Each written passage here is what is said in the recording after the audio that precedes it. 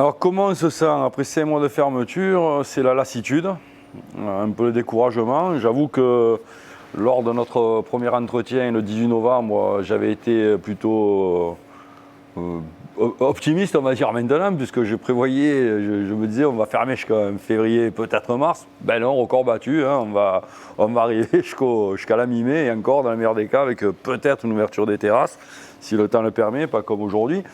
Et donc c'est plutôt difficile à vivre d'un point de vue professionnel, c'est compliqué, et d'un point de vue personnel, et je pense que c'est le cas de la majeure partie des gens, c'est pas top, hein, pas de vie sociale, pas de rencontres, une vie en berne, une vie sans vie, donc c'est.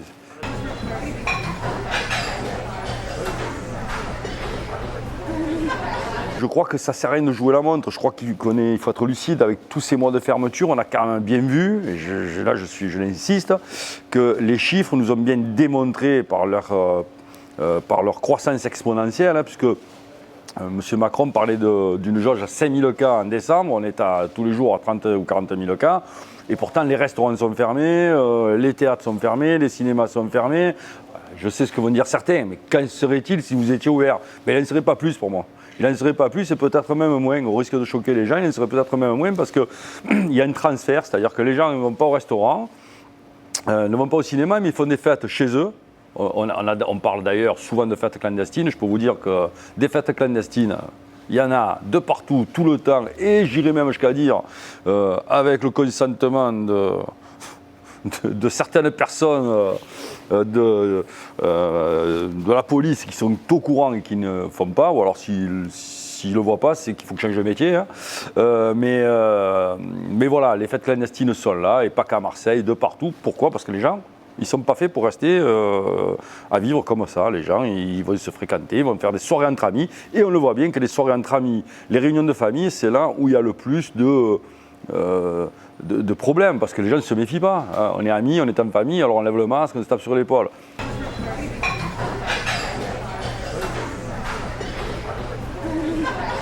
En tout, il y a 9 mois de fermeture.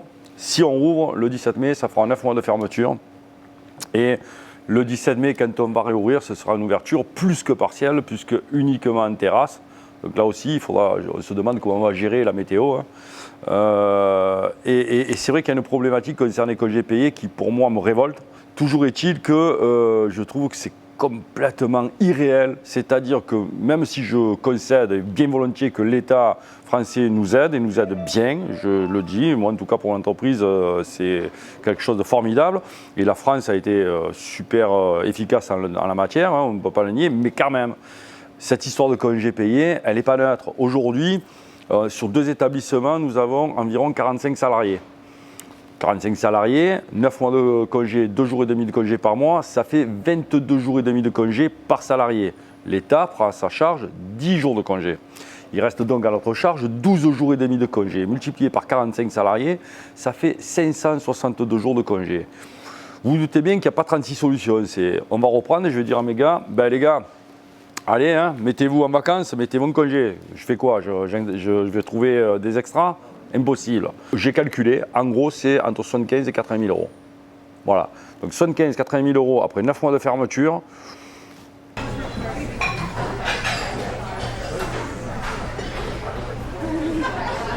Pour finir, j'espère que les choses, malgré tout, vont s'améliorer, que cet été, on va pouvoir bosser normalement, que cet hiver, on pourra bosser normalement, que la vie va reprendre son cours et que la page se tourne et qu'enfin, les gens puissent reprendre une vie normale, que ce soit sur le plan professionnel, social, amical, familial, mais qu'on retrouve une vie.